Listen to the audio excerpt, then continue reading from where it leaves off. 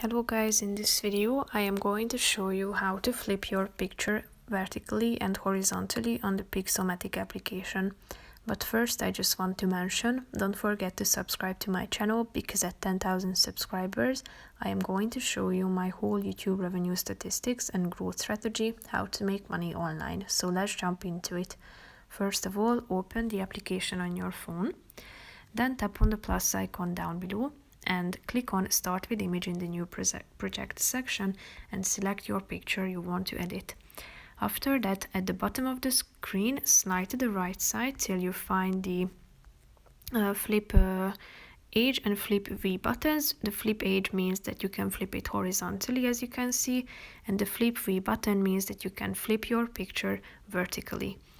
So after doing your changes, you can save your picture by tapping on the back button at the top and click on save. That's pretty much it for this video, guys. See you in the next one. Bye bye.